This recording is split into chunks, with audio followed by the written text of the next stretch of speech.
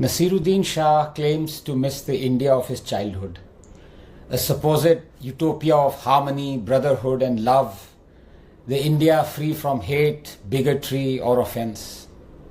But the India he describes never existed. His narrative is a fabrication, a string of lies and propaganda. To be sure, I don't believe Nasiruddin Shah is brainwashed. Brainwashing requires a brain, and I see no evidence of one. Instead, I see a man in his twilight years consumed by hatred, bigotry, and ignorance.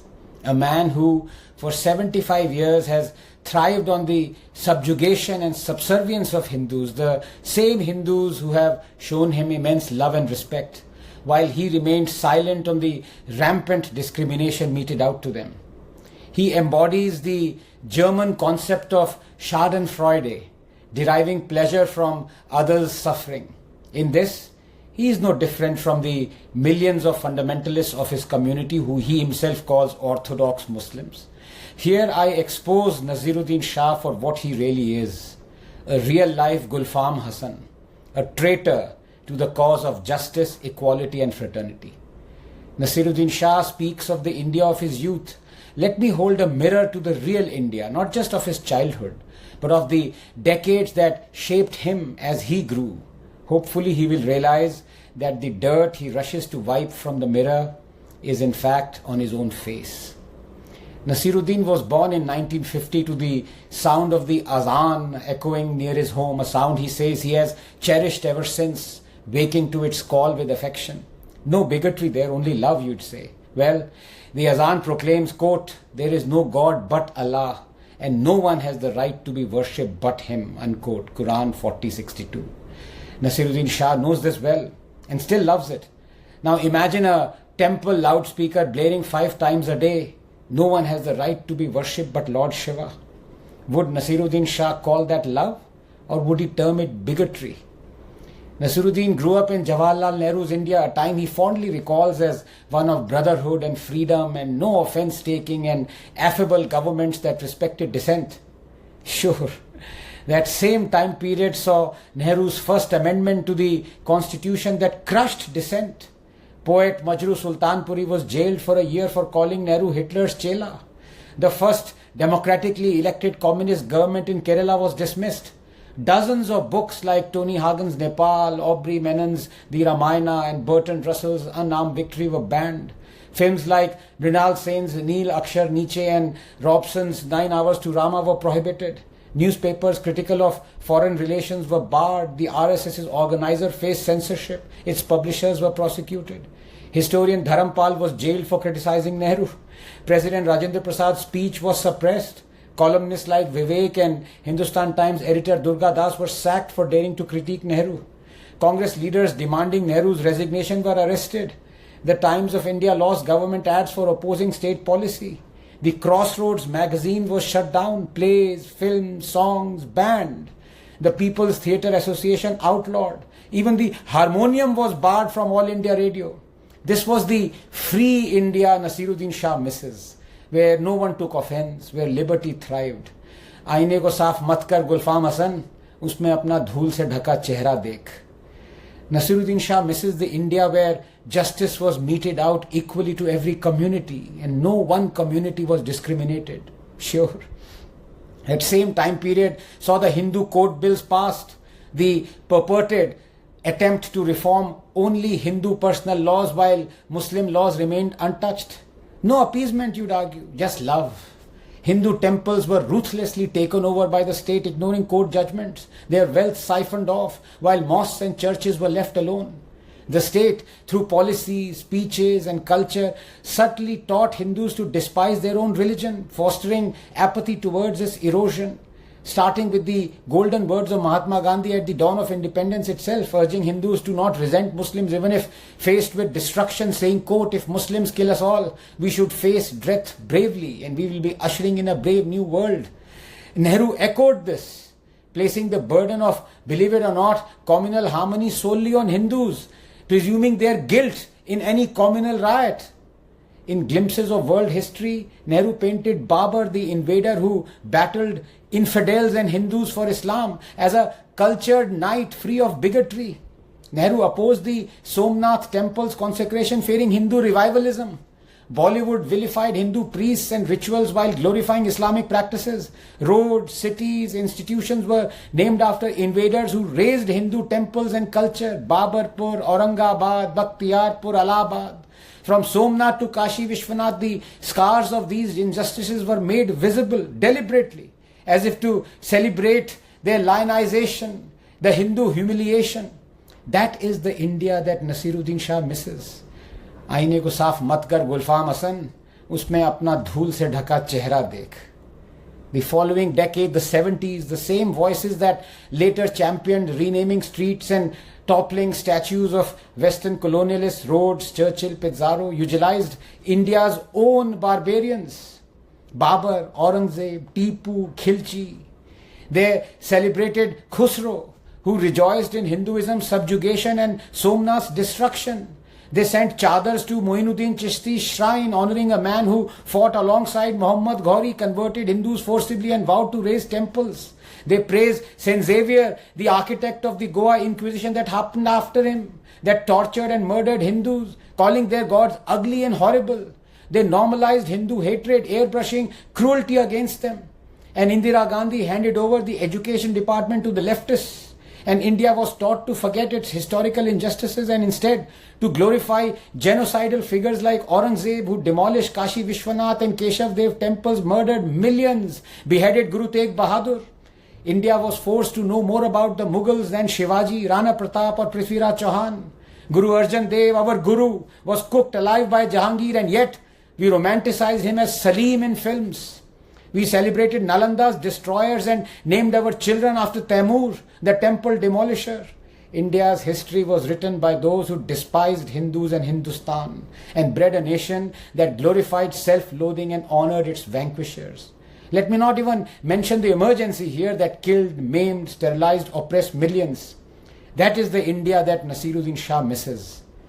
आईने को साफ मत कर गुलफाम हसन, उसमें अपना धूल से ढका चेहरा देख. The next decade, the 80s, saw state capitulation reach its zenith with the overturning of the Supreme Court Shah Bano judgment, ushering in appeasement at an unprecedented scale. That was the India that Nasser now misses. Meanwhile, hundreds of books and films continued to be banned, draconian laws and policies continued to be promulgated. The land on which Hindu refugees from Pakistan were barely subsisting on was given away to Waqf to control its rent. But that was all love and brotherhood for Nasiruddin Shah. That is the India that he misses. आईने को साफ मत कर गुलफाम हसन, उसमें अपने धूल से चेहरा ढका हुआ देख. And then came the decade that trumped it all, and Nasiruddin Shah's joy knew no bounds. Hindus were discriminated at an unmatched level. Lakhs became victims of a genocide in Kashmir. They were driven out of their own land amid jihadi chants of mocking them to leave their women behind. But Nasser misses that India. The draconian Waqf Act was promulgated, usurping Hindu land at will with no recourse to justice, no equivalent act for Hindus to turn to. But Nasser misses that India. The Draconian Places of Worship Act was promulgated, barring Hindus to even approach the courts to plead reclamation of their demolished temples, their most sacred places. But Nasser misses that India. Any semblance of equality and justice that the Constitution supposedly enshrines and cherishes were blown to smithereens. The devastating Mumbai bomb blast happened, killing 300 innocent men, women and children, and one of the perpetrators, Yaqub Memon, was hanged to death.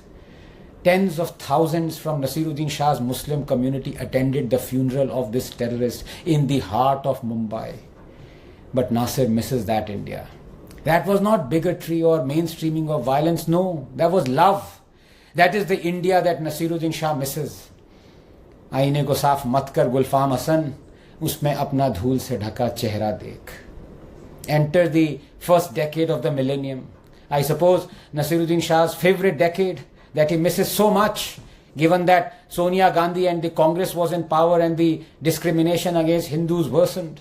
Only Hindu-run schools were obligated to keep 25% seats reserved for the economically weaker section, not Muslim or Christian-run schools, forcing thousands of Hindu-run schools to be shut down. The state was running madrasas, hosting grand iftar parties, doling out Hajj subsidy. The state was about to enact a law, the Communal Violence Bill, through which only the majority community, i.e. the Hindus, would be held guilty for any communal riot, much as Nehru had desired earlier. But Nasir misses that India, because according to him, that was a secular, just and equal India. That is the India that Nasiruddin Shah misses. आईने को साफ मत कर गुलफाम हसन, उसमें अपना ढूल से ढका चेहरा देख. Progressing swiftly to the decade of Modi's India, one that Nasir doesn't miss and calls it hate-filled and bigoted. During this decade, over 300 documented cases of hate crimes, lynchings and attempted lynchings by Muslim mobs against Hindus, Dalits and non-Dalits have occurred, including in Ranchi, where a Muslim mob separated bus passengers by religion, intending to burn the bus. Recall Bharat Yadav, lynched after being labelled a kafir. Town after town, city after city, Hindus are fleeing. In Madhopur, a Muslim mob attacked Dalit women during a procession for playing music near a mosque. In Tonk, a Muslim mob threw stones and assaulted a Gujjar wedding procession with sharp weapons. In Barabanki, a 45-member Muslim mob attacked a Hindu religious procession with sticks, injuring 10. In Aligarh, Marma, Jharkhand, Muslim mobs disrupted Ram Navami processions. This happens year after year after year. Pelted stones and blocked Hanuman Jayanti yatras by lying in their path. Forgotten these numerous attacks? Or the Delhi temple vandalism with chants of Allahu Akbar and Nara Takbir? Or Gangaram's lynching for reporting his daughter's abduction, or the arson and murder spree in Bangalore over alleged blasphemy by a Dalit, or smashing an Ambedkar statue, brandishing swords and beating Dalit families after they protested a Muslim assaulting Dalit girl Sarita, or nearly lynching Dalit Jayanti Bhati for wearing a Pathan suit, threatening death if he wore it again. None of these spark outrage from the activist journalist clique of Nasiruddin that spotlights only Muslim victims. Force-feeding beef, coerced conversions, temple destruction, forcing Islamic slogans, tormenting Hindu school children for wearing religious symbols, Kalava, lynching Hindus for marrying Muslims. The list goes on and on and on and on. Flip the scenario. If media only reported Muslim mob attacks on Hindus for a decade, what would you think of India? That only Hindus are targeted by Muslims, though hate crimes aren't exclusive to one community. See? Selective reporting breeds propaganda, and brainless zombies like Nasiruddin help propagate it. When media ignores countless Hindu victims of Muslim mob hate crimes, agenda-driven leaders exploit it. And since 2014, these toxic selectivists, as I call them, claiming to speak truth to power, target only Modi, even for crimes in non-BJP states. When the victim is Hindu, media buries the communal angle.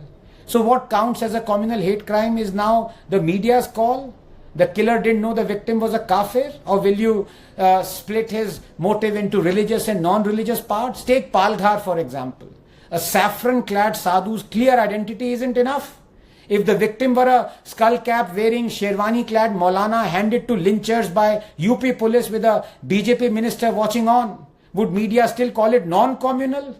Propagandists like Nasiruddin are incurable. They're like Rakt Bij. Each drop of their blood spawns more of the same. We know Akhlaq, but who knows Banu, Khitaram Bhil, Savant Rathod, Vidu Jain, Ayub, Farooq, Bharat, and hundreds and thousands more who lie forgotten. Once called out on their blatant bias, these chauthi fail propagandists pivot to the mainstreaming of violence trope, blaming the ruling party. But then again, communal bigotry by politicians, which must be condemned across all parties, cutting across party lines, is only selectively highlighted by zombies like Nasiruddin. They ignore BSP choosing a candidate who offered 51 crores to behead Charlie Hebdo journalists, Mehbooba Mufti picking a rape accused for elections, or mourning terrorist Vani's death, or the Jalandhar church welcoming a rape accused bishop, or the ex-vice president honoring the PFI chief, or a Congress MLA refusing to work for Dalit who didn't vote for him, or an SP legislator slapping a woman at Haji Ali, or Congress leaders demanding Kamlesh Tiwari's hanging, or Manmohan Singh praising Yazin Malik, or Congress's Nilai Kannan wishing for Modi and Shah's deaths, or CM Stalin honoring a Rajiv Gandhi assassination convict, or thousands attending terrorist funerals, or when MLA Tahir Hussain leads a mob to teach kafirs a lesson, or legislators pray at genocidal Aurangzeb's grave. That's not mainstreaming violence. If I do, it's divine. If you do, it's vile. You talk of taking offense, Nasiruddin, when you remain silent on tens of thousands from your community pouring onto the streets demanding the head of a woman who merely quoted the Islamic scriptures, the hadiths? That was not hate. That was not bigotry. आईने को साफ मत कर गुलफाम हसन, उसमें अपना धूल से ढका चेहरा देख. Nasiruddin Shah, it is time you understood real discrimination. Is it against Muslims or Hindus when Ram Navami, Hanuman Jayanti, Durga Puja or even Garba events are stoned with impunity? Is it anti-Muslim when Muslims from mosques threaten to behead Nupur or those opposing Azan and Hijab, or when thousands riot over a Facebook post calling Aurangzeb a mass murderer? Is it anti-Muslim when a PM claims minorities have the first claim to resources? Is it anti-Muslim when Kashmiri Hindus are refugees in their own land where 40,000 Rohingya Muslims can settle but not 7 lakh Kashmiri Hindus, and the judiciary says it is too late to prosecute their rapists and murderers? Is it anti-Muslim when the state controls Hindu temples, Hindu beg for Waqf land for festivals, and the government seizes temple lands worth crores? Is it anti-Muslim when the RT Act targets only Hindu schools shutting thousands, or when a law nearly held only Hindus guilty in riots even in minority areas like Kashmir, or when courts reform only Hindu practices leaving others untouched? Or when the Places of Worship Act denies Hindus rights to reclaim demolished temples, or when the Waqf Act lets Muslim claim a 1500-year-old Hindu temple as Islamic land despite Islam's 1300-year-old history? Who's the real victim? And then you accuse Modi of being anti-minority? Nasiruddin, I scoff at your pitiful ignorance. Here are the facts. Pre-2014, minorities 20,000 skilled trained, 5% in government jobs, 3 crore scholarships, 70% girl dropout rate. And post-2014, 2 million skilled trained, 10% in government jobs, 5 crore scholarships, free UPSC coaching, 30% girl school dropout rate. Modi has given more scholarships to Muslims than Manmohan Singh. AMU funding increased with 90 crore boost. Muslims, 14.2% of the population, getting 31.3% of Awas Yojana homes, 33% of Kisan Samman Nidhi funds, 36% of Mudra Yojana benefits. The Shadu Shagun scheme gives exclusively 51,000 to Muslim girls graduating before marriage. No PM has done more for Muslims than Narendra Modi. Now look at Muslims in a non-BJP Bengal, never been ruled by BJP.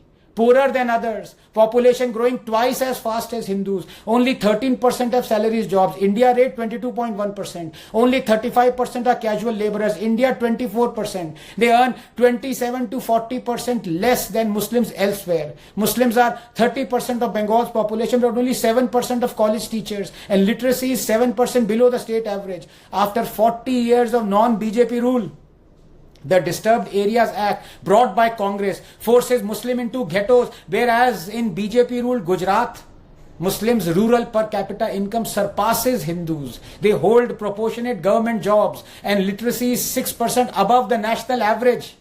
Nasiruddin, listen up and understand one thing. You miss the India where the Hindus were discriminated against and did not speak up. And you lament this India, where the Hindus are still discriminated against, but now they speak up. You and your ilk have fattened yourself on 70 years of appeasement politics, the initial phase of which begins with welfare policies targeting financial aid. These policies often start subtly, based on the flawed notion that Muslim minorities are inherently disadvantaged, perpetually victimized, and disproportionately affected by societal conflicts. This narrative posits that they require preferential treatment, which the majority is morally obliged to provide. For one, PM Manmohan Singh's claim that Muslims have the first right on resources exemplifies this mindset. Consequently, the state implements measures like decades-long Hajj subsidies, blanket reservation for Muslims regardless of economic status, lavish taxpayer-funded iftar events, UGC funding for minority institutions reserving 50% seats for minorities, salaries for thousands of Maulvis, scholarships and marriage grants for Muslim women, interest-free loans for shops on Waqf land, and funding for numerous madrasas, all while proclaiming secularism, which supposedly separates state and religion.